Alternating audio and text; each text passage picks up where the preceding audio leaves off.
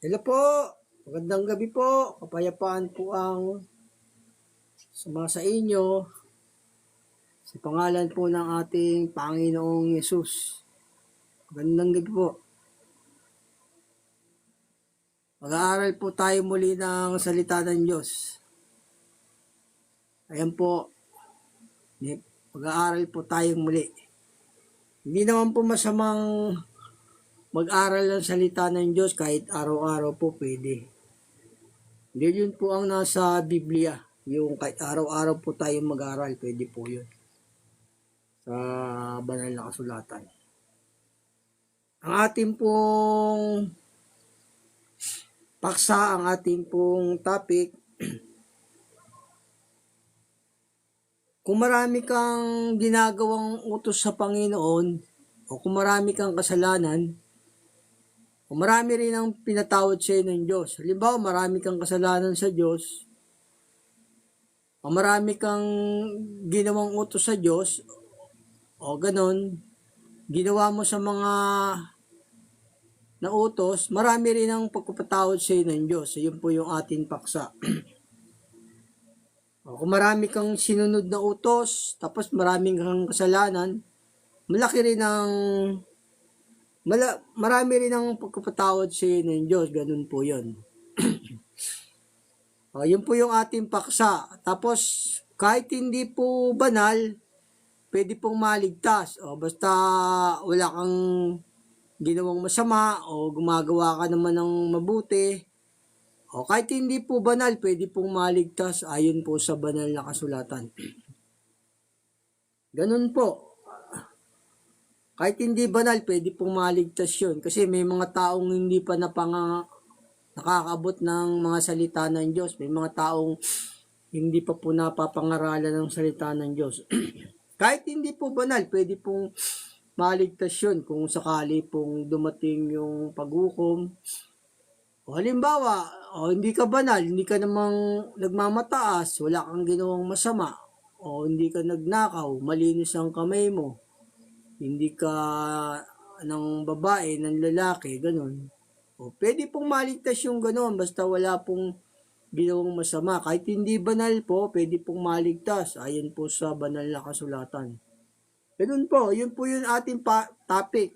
Dalawa po ang topic natin, yung marami kang ginawang, halimbawa marami kang kasalanan, tapos marami ka namang sinunod na utos ng Diyos. O marami rin ang, malaki rin, papatawarin ka rin ng Diyos, malaki rin ang pagpapatawad sa iyo ng Diyos, ganun yun. O yung mga hindi pa napangaralan ng salita ng Diyos, hindi naman po gumawa ng masama, hindi siya banal, pwede pong maligtas kahit hindi po banal. Ayun po sa banal na kasulatan. Ayun po yung ating paksa. Pero yung mga sumunod sa utos ng Diyos, no? Yung gumanap ng utos, o ganon, wala nang hatol sa Panginoong Diyos yun, sa Panginoong Yesus. Pero walang taong hindi nagkakasala, no? Basta sumusunod ka lang sa Kanya, hindi mo sinusunod, hindi ka gumagawa ng masama, hindi mo sinasadya, wala na pong hatol yun sa Diyos. O hindi na po hatulan ng kapurusahan nyo yung sumusunod sa utos ng Panginoong Yesus, ng Diyos. Wala na pong kaparusahan sa kanila. Basta sumusunod sa utos. Ganun po. Yun po yung nasa Panginoong Yesus. Yung mga sumunod na sa kalooban ng Diyos, wala na pong hatol sa kanya yon. Tapos yung may kasalanan ka naman, marami kang kasalanan o marami ka namang sinunod na utos na nung napakinggan mo na yung aral ng Diyos, malaki rin ang pagkapatawad sa iyo ng Diyos. Ganun. Ganun po. Ito po, yung mga nasa Panginoong Yesus, yung sumusunod na sa utos, hindi na po yun parurusahan ng Diyos. Ayon po sa banal na kasulatan. Ito po sa Roma, basahin ko sa inyo. Sa Roma 8:1, ngayon wala nang anumang hatol sa mga na kay Kristo Jesus. Yan wala nang hatol sa mga nasa Panginoong Yesus. Sabihin, yung wala nang mga hatol, yung sumusunod siya sa kanyang mga utos. Yung hindi mo sinadya yung kasalanan, wala nang hatol doon. Tinutubos na ng Panginoong Yesus yung kasalanan mo. Basta sumusunod ka, yung kasala ka, hindi mo naman sinadya, pinatawad na yun ng Diyos. Tinutubos niya yun. Papatuloy ko po. Sapagkat ang kautusan ng Espiritu ng buhay na kay Kristo Jesus ay pinalaya ako sa kautusan ng kasalanan at ng kamatayan. O wala ka ng kamatayan sa ikalawang kamatayan, sabi rito.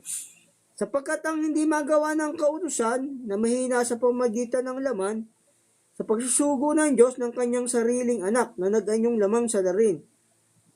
At dahil sa kasalanan ay hinatulan ng Diyos sa laman ang kasalanan upang ang kahilingan ng kautusan ay matupad sa atin na hindi nagsisilakad ayon sa laman, kundi ayon sa Espiritu. Yun, yung mga lumalakad na sa utos, sa Espiritu, yun, wala nang hatol sa Panginoong Yesus yun. O, yun po, yung hindi mo sinadyain kasalanan, wala nang hatol yun sa Panginoong Yesus, hindi na hinatulan.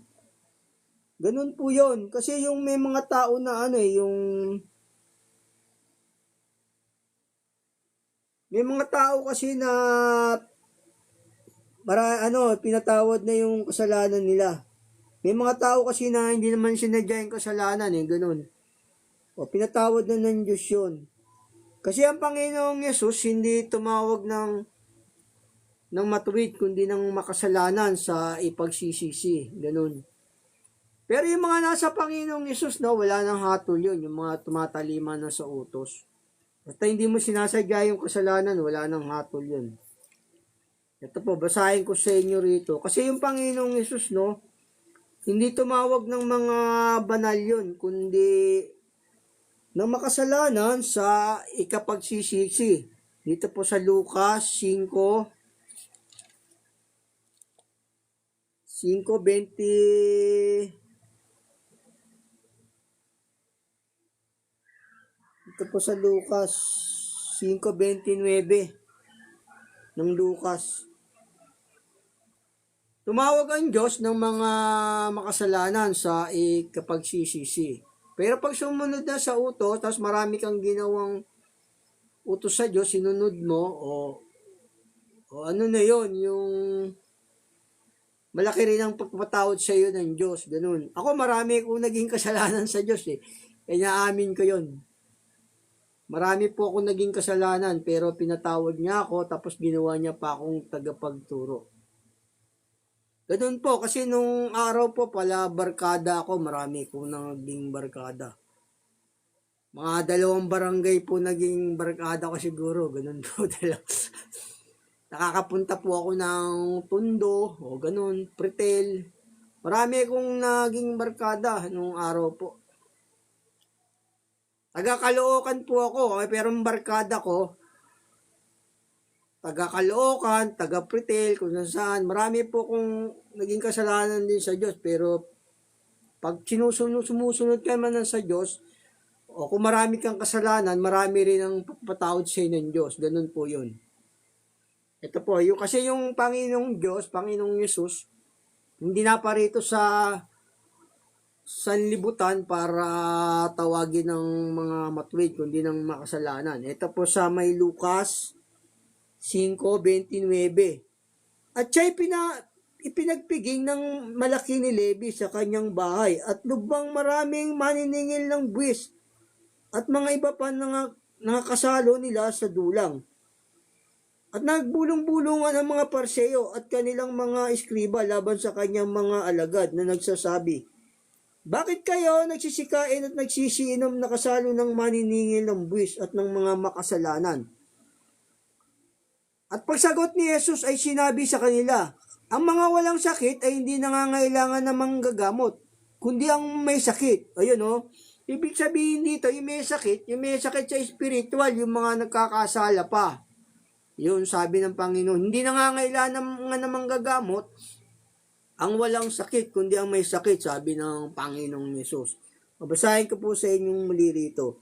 At pagsagot ni Jesus ay sinabi sa kanila, ang mga walang sakit ay hindi nangangailangan ng manggagamot, kundi ang may sakit. Hindi ako naparito upang tawagin ang mga matuwid, kundi ang makasalanan sa pagsisisi. O yun, tumawag ang Panginoong Yesus ng mga makasalanan sa ipagsisisi. Ganun po, kung marami ka ng ginawang utos sa Diyos, sinunod mo na, kahit gaano pang kalaking kasalanan mo, pinatatawad ng Panginoong Yesus yun. Sabi ng banal na kasulatan. O basahin ko po sa inyong muli. Dito po sa Lucas 5:31. At pagsagot ni Jesus ay sinabi sa kanila, ang walang sakit ay hindi nangangailangan ng manggagamot, kundi ang may sakit. O yun, ibig sabihin na may sakit dito, may sakit sa mga espiritual, yung mga makasalanan pa, ganun. Kaya, kasi parang sakit yun kasi hindi ka makaiwas sa kasalanan Kasi wala ka pang aral ng Diyos, nasa kapangyarihan ka pa ng kadiliman. Kailangan maaralan ka ng Diyos. Sabi nga ng Panginoong Yesus, ang sumusunod sa akin ay hindi lalakad sa kadiliman, kundi magkakaroon ng ilaw ng kabuhayan. Ayun po. Ito po, basahin ko pong muli, ipatuloy ko na. At pagsagot ni Jesus, ay sinabi sa kanila, ang mga walang sakit ay hindi nangangailangan ng manggagamot, kundi ang may sakit. Hindi ako naparito upang tawagin ang mga matuwid, kundi ang mga makasalanan. Sa pagsisisi, sa pagsisisi, yun po yung tinawag ng Panginoong Diyos, ng Panginoong Yesus. Para yung tao magsisi sa kasalanan, yun. Pag marami kang sinunod sa utos ng Diyos, marami rin, maraming kasalanan, marami ka naman sinunod na utos, marami rin ang pagpapatawad sa iyo ng Diyos, ganun po yun. Paano ka naman nga gagawa ng mabuti? Nga lang, paano mo malalaman ng Diyos yun na marami kang ginawang mabuti? Yung gagawin mo, katulad ng mga naligtas, diba, yung ginawa mo sa kapwa mo, nakikita po ng Diyos yun, yung mga ginagawa po natin. Ganun po, yung mga ginagawa natin, nakikita po ng Diyos yun kung mabuti yung ginagawa natin o masama. Lahat po ng tao kasi nakikita niya. Ito, basahin ko sa inyo, Kahit hindi mo ginawa sa Panginoong Yesus, kasi yung Panginoong Yesus, na Espiritu siya, hindi siya nagpapakita, pero nasa atin siya. Ganun. O yung ginawa mo sa kapwa mo, nakabutihan, alam niya yon, nakikita niya po yun. Kasi yung mata ng Diyos, nasa bawat dako yan, sabi ng banal na kasulatan. Ito po sa Kawikaan, yung ginawa mong kabutihan, naaalala ng Diyos yun, yung mga ginawa mong kabutihan, nakikita niya po yun. Hindi niya po yun kinakalimutan. Ito po sa Kawikaan 15:3. Ang mga mata ng Panginoon nasa bawat dako, na nagbabantay sa masama at sa mabuti. Nakikita ng Diyos tayo kasi yung mata niya nasa bawat dako yun, nakatingin siya sa mga taong masasama at saka sa mabuti. Ganun po, kahit na wala yung Panginoong Yesus dito, kasi Espiritu siya, hindi siya nagpapakita, pero nakikita niya tayo. Pag ginawa mo sa kapwa mo, nakikita niya po yun, alam niya yun. Nakikita po ng Panginoong Yesus yun. Basahin ko po sa inyong muli. Ang mga mata ng Panginoon ay nasa bawat dako, nagbabantay sa masama at sa mabuti. Yun, nakikita po ng Diyos yun, yung mga ginagawa nating mabuti. Paano ka nga naman gagawa ng mabuti, Yung bang, pag ginawa mo kasi sa kapwa mo, o ginawa mo sa Panginoong Yesus yun, sa Kanya mo na yung ginawa pagka yung sinusunod mo yung utos niya. Ganun po yung sabi ng banal na kasulatan. Hindi po kinalilimutan ng Diyos yun, yung mga ginawa nating kabutihan. Alam niyo yun, kasi yung mata niya nasa bawat dako. Gaya ng sabi rito sa Kawikaan, di ba? Ito, sabi sa Kawikaan, yung gumawa ka ng mabuti sa kapwa mo, o sa mga kapatid mo sa iglesia, o sa kapwa mo, kasi ang Diyos walang itinatanging tao, pwede tayong gumawa ng kabutihan kahit kanino po. Ito sabi ng Diyos, halimbawa, gumawa ka ng tumulong ka sa kapwa mong mahirap, o kaya yung mga matatanda, o nag-abuli ka, alam ng Diyos po yun, hindi niya po yun kinakalimutan. Ito po sa basta yung gawang mabuti, hindi po nakakalimutan ng Diyos yun. Kasangkapan po tayo sa kanyang kabutihan. Dito po sa Kawikaan 19:17. Ang naawa sa dukha, nagpapautang sa Panginoon, at ang kanyang mabuting gawa ay babayaran sa kanya uli. Babayaran sa iyo uli ng Diyos yun. Pag gumawa ka ng mabuti sa kapwa mo. Ang magpainom nga ng malamig na tubig dahil sa pangalang alagad, hindi mawawala ang sa kanya'y ganti, sabi ng banal na kasulatan, di ba po? Ganun po. Ito, basahin ko po sa inyo ulit. Pag gumagawa ka ng kabutihan sa kapwa mo, nakakaluwag ka naman ng pera, tinulungan mo, alam po ng Diyos yun. Gaya si Cornelio, yung gumagawa ng mabuti, alam ng Diyos. Ito po sa Kawikaan uli po, no? Basahin ko po sa inyo muli. 19:17. Ang naaawa sa duka ay nagpapautang sa Panginoon.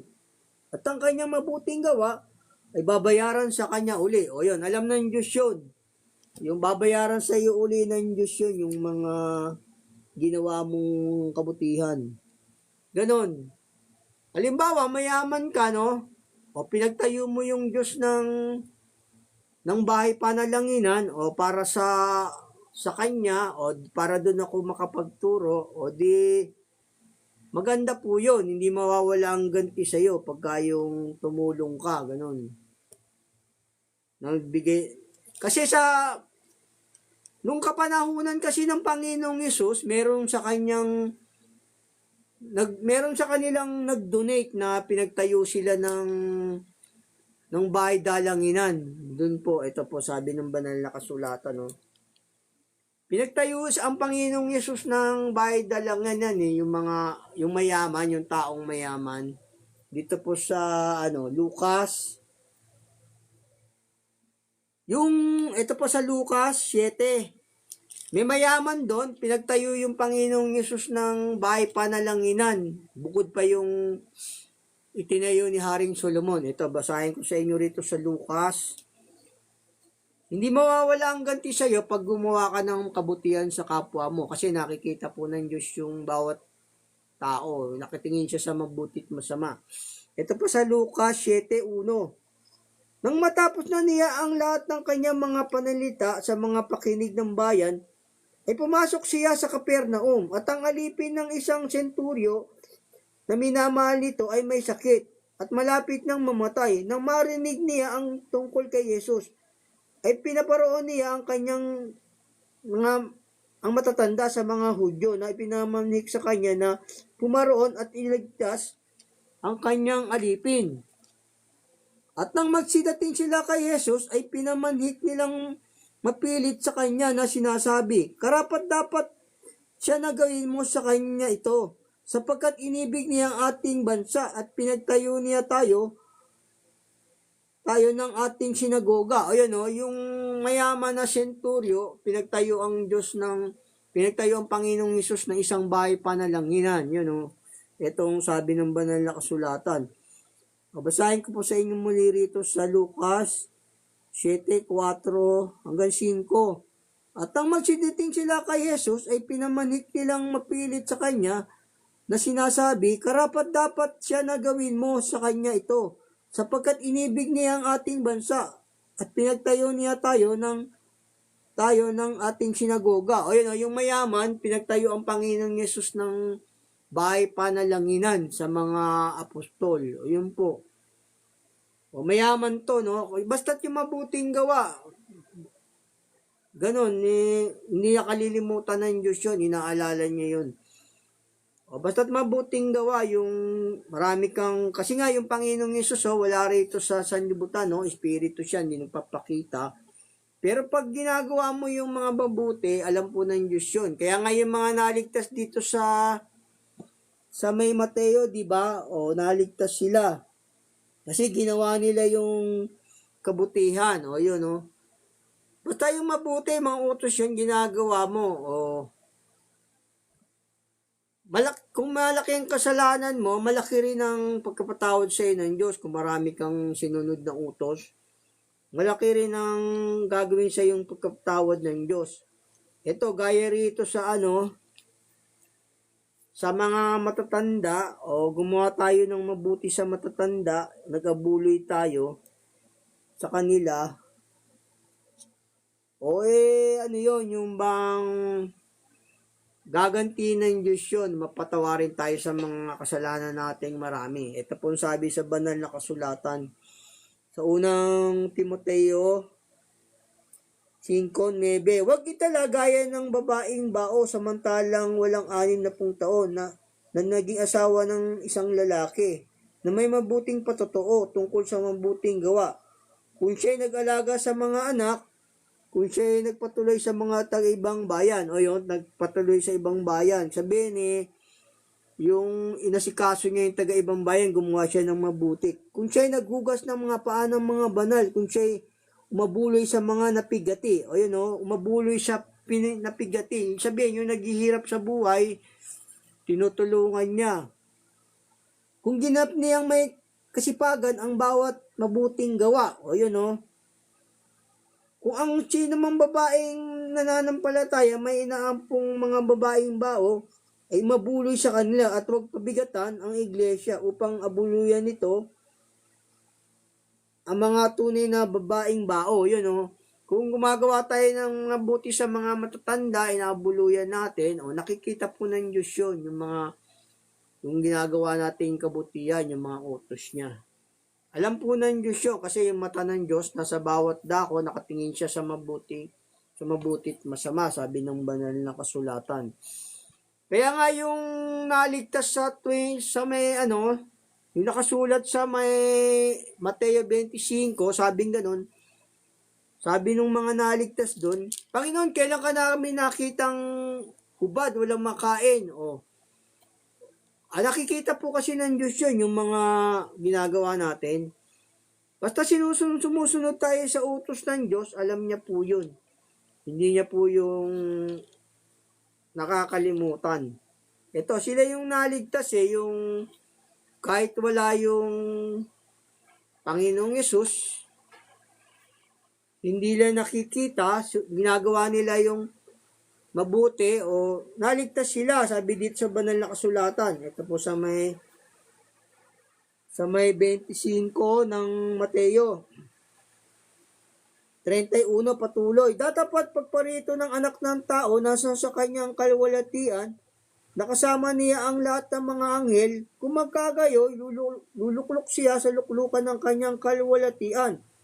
At titipunin niya sa harap niya ang lahat ng mga bansa at sila'y pagbubuktinbuk din niya na gaya ng pagbubukod ng pastor sa mga tupa at mga kambing.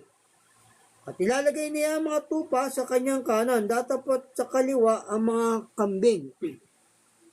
Kung magkagaya, sasabihin ng hari sa nga sa kanyang kanan, magsiparito kayo, mga pinagpala ng aking ama, manahin ninyo ang kaharian, nakahanda sa inyo, buhat ng itatag ang sanlibutan. Ayan yung gumawa ng mabuti rito, kahit hindi nila nakikita yung Panginoong Yesus, yung minana nila yung kaharian ng langit. Sabi rito sa banal na kasulatan, patuloy ko po, sapagkat ako'y nagutom, at ako'y inyong pinakain, ako'y nauuhaw, at ako'y inyong pinainom. Ako'y naging taga-ibang bayan, at inyo akong pinatuloy. Naging ubad, at inyo akong pinaramtan. Ako'y nagkasakit, inyo akong dinalaw. Ako'y nabilanggo, at inyo akong pinaroonan. Kung magkagayon, sasagutin siya ng mga matuwid, ng mga sasabi, Panginoon, kailan ka namin nakitang nagutom, at pinakain ka namin? O nauuhaw at pinainom ka, at kailan ka namin nakitang isang taga-ibang bayan at pinatuloy ka, o ubad at pinaramtan ka, at kailan ka namin nakitang may sakit o nasa bilangguan at dinalaw ka namin? At sasagot ang hari at sasabihin sa kanila, katotohanan ang sinasabi ko sa inyo, yamang inyong ginawa sa isa dito sa aking mga kapatid, kahit sa pinakamaliit na ito ay sa akin ninyo ginawa. Ayun pag gumagawa po tayo ng kabutihan, kahit na hindi nakikita ng Diyos sa physical, kasi nakikita naman talaga tayo ng Diyos sa spiritual, o ginagawa mo yung utos, papatawarin ka ng Diyos ng malaki, at saka mamanahin mo pa yung kaharian ng langit. Ganun po. Basta yung sumusunod sa utos, malaki rin ang pagkapatawad ng Diyos. Ganun. Itong sabi ng banal na kasulatan sa Lucas 7, basta marami kang ginawang utos sa Diyos, o marami kang kasalanan, malaki rin ang pagkapatawad sa iyo ng Diyos. Tapos mamanahin mo pa yung kaharian ng langit. Ganun po. God bless po. Sana maintindihan nyo. Ito po sa Lucas 7:40. Basta gumagawa po tayo ng mabuti sa mga kapwa natin, o umaabuloy tayo sa kanila sa mga may hirap, o gaganti ng Diyos yun. Kasi mata ng Diyos nasa bawat dako. Nakatingin siya sa mabuti at masama. Dito po sa Lucas, no? Kasi yung babae rito, na nagpahid sa kanya ng pabango at langis, o marami kasi siyang ginawang kabutihan sa Diyos. Marami siyang ginawang kabutihan sa Panginoong Yesus. Kaya yung marami niyang kasalanan, o pinatawad ng Panginoong Yesus yun. Ganun, pag marami tayong sinusunod sa utos ng Diyos, marami rin ang pagpapatawad sa atin. Ganun po, yun po yung ating topic na una. Ito po, basahin ko sa inyo rito sa Lucas 7:40. Sa Lucas 7:40. At pagsagot ni Jesus ay sinabi sa kanya na Simon, ako'y may isang bagay na sasabihin sa iyo. At sinabi niya, Guro, sabihin mo. Isang may pautang na may dalawang may utang sa kanya. At ang isa'y may utang na 500 denaryo at ang isa'y 50. Nang sila'y walang maibayad, ay kapwa pinatawad niya. Alin nga sa kanila ang lalong iibig sa kanya?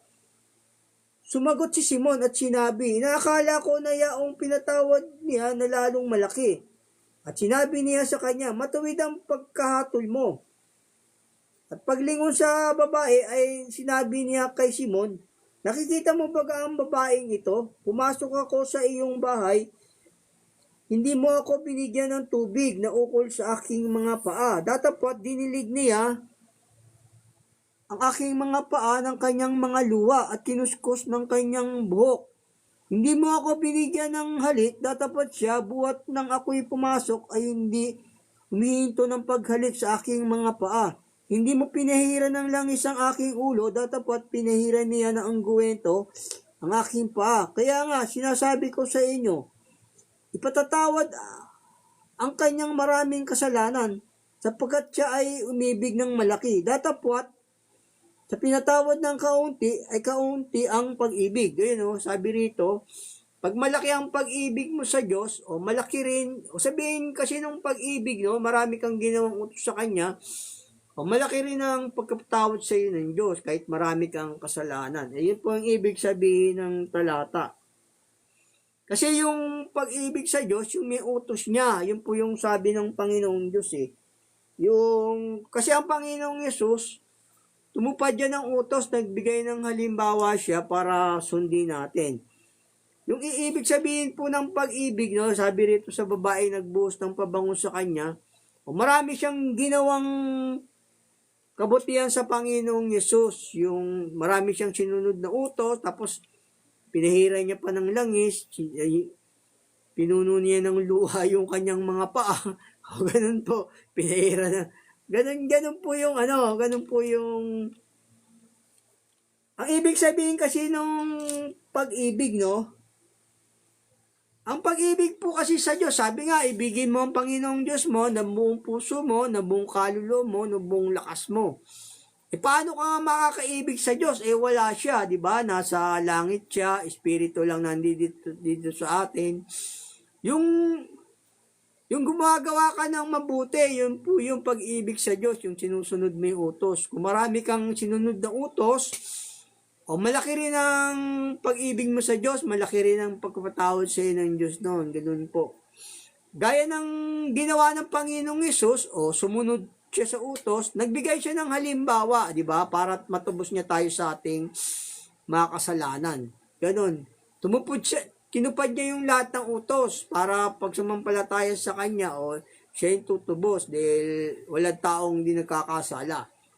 Ito po ang sabi ng banal na kasulatan. Kasi nagbigay siya ng halimbawa. Ang pag-ibig kasi na tinutukoy ng Panginoong Yesus, yung pag-ibig sa Diyos, kung marami kang ginawa na utos, malaki ang pag-ibig mo, malaki rin ang pagpapatawad sa iyo ng Diyos. Ito po sa may 1:15 Gs. Kung tinutupad ninyo ang aking mga utos, ay magsipanahan kayo sa aking pag-ibig, gaya ng aking pagtupad sa mga utos ng aking Ama, at ako'y nananatili sa kanyang pag-ibig. Ayun, no? Pagka ang pag-ibig kasi sa Diyos, no, yung pag marami kang sinusunod na utos, o malaki ang pag-ibig mo sa Diyos. Ibig sabihin po dito ng Panginoong Yesus. Mananahan tayo sa kanyang pag-ibig. Tapos malaki rin ang pagkapatawad sa iyo ng Diyos kung marami kang kasalanan. O basahin ko sa inyong muli. Kung tinitupad din niyo ang aking mga utos, ay magsipanahan kayo sa aking pag-ibig. O yun, o. Ang umiibig kasi sa Diyos, yung tumutupad ng mga utos, Yung marami kang sinunod na utos, alam niyo yun, umiibig ka sa kanya nun. O kung marami kang kasalanan, marami ka namang ginawang utos sa kanya, o malaki yung pag-ibig mo, malaki rin ang pagkapatawad sa iyo ng Diyos. Gaya nung babaeng nagbuhos ng pabango sa kanya. Ito, basahin ko po sa inyong muli. Kung tinutupad din niyo ang aking mga utos, ay magsipanahan kayo sa aking pag-ibig, gaya ng aking pagtupad sa mga utos ng aking Ama. At ako'y nananatili sa kanyang pag-ibig. O yun, o. Nananatili ang Panginoong Yesus sa pag-ibig sa Ama kasi tinupad niya lahat yung mga utos. Ganun po yun. Tayo naman, kung tinutupad din natin yung utos ng Panginoong Yesus, kasi isa lang naman yung utos ng Ama, saka siya, o nananahan tayo sa kanyang pag-ibig. Tapos, malaki rin ang pagkapatawad ng Diyos sa atin. Yun po yung sabi ng banal na kasulatan. Gaya rito sa babaeng nagbuhos ng pabango sa kanya, o marami siyang ginawang utos, kabutihan sa Panginoong Yesus, o malaki rin ang pagpapatawad sa kanya ng Diyos. O basahin ko sa inyong muli. Dito po sa Lucas 7. Dito po sa Lucas 7:40. Dito po sa Lucas 7:40. Basahin ko po sa inyo muli. Kasi may talinghaga ang Panginoong Yesus dito tungkol sa babaeng nagbuhos sa kanya ng pabango. Ito po sa Lucas 7:40. At pagsagot ni Jesus ay sinabi sa kanya, Simon, ako'y may isang bagay na sasabihin sa iyo. At sinabi niya, Guro, sabihin mo. May isang may pautang na may 2 utang sa kanya, at ang isa'y may utang na 500 denaryo, at ang isa'y 50. Ito, may utang sa Panginoong, may ano to, talinghaga po to, may utang na 100 denaryo at saka 50 denaryo. Yung pinatawad ng 100 denaryo, o malaki ang pag-ibig ng Panginoong Diyos doon. Ibig sabihin po nun. Kasi malaki yung ganun. Ayun. Tapos yung pinatawad sa 50 denaryo, maliit din ang pag-ibig. Basahin ko po sa inyo muli. May isang may pautang na may 2 may utang sa kanya. At ang isa'y may utang na 500 denaryo. At ang isa'y 50. At ang sila'y walang maibayad ay kapwa pinatawad niya. Alin nga sa kanila ang lalong iibig sa kanya? Sumagot si Simon at sinabi, inakala ko na yaong pinatawad niya ng lalong malaki. O yun, o. Yung pinatawad na sa kasalanan, o yung malaking perang inutang, pinatawad, o ganun. Basta marami tayong sinusunod na utos sa Diyos, malaki rin ang pagkapatawad ng Diyos. At sinabi niya sa kanya, matuwid ang paghatol mo. At paglingon sa babae ay sinabi niya kay Simon, nakikita mo baga ang babaeng ito? Pumasok ko sa iyong bahay, hindi mo ako binigyan ng tubig na ukol sa aking mga paa. Tatapot dinilig niya ang aking mga paa ng kanyang luha at kinuskos ng kanyang buhok. Hindi mo ako binigyan ng halik, tatapot siya, buhat nang ako'y pumasok ay hindi humihinto ng paghalik sa aking mga paa. Hindi mo pinahiran ng langis ang aking ulo, datapat pinahiran niya ng angguento ang aking paa. Kaya nga, sinasabi ko sa inyo, pinatatawad ang kanyang maraming kasalanan, sapagkat siya ay umibig ng malaki. Datapat sa pinatawad ng kaunti, ay kaunti ang pag-ibig. Ayun, kaunti ang pag-ibig ng mga pinatawad ng kaunti. Yung pinatawad ng malaki, malaki rin ang pag-ibig. Umuulan po rito, maingay po. God bless po. Sana naiintindihan nyo. Yung pinatawad ng maraming utang, yung maraming ginawa sa Panginoong Diyos na utos, kung malaki man ang kasalanan mo, malaki rin ang pagpapatawad ng Diyos sa iyo. Ganun po. Basta marami tayong sinusunod na utos, malaki rin ang pagpapatawad ng Diyos sa ating mga kasalanan. God bless po. Lang po muna ang ating topic kasi po umuulan, maingay po rito sa labas. God bless. Ingat po kayo sa pangalan ng Panginoong Yesus. God bless po.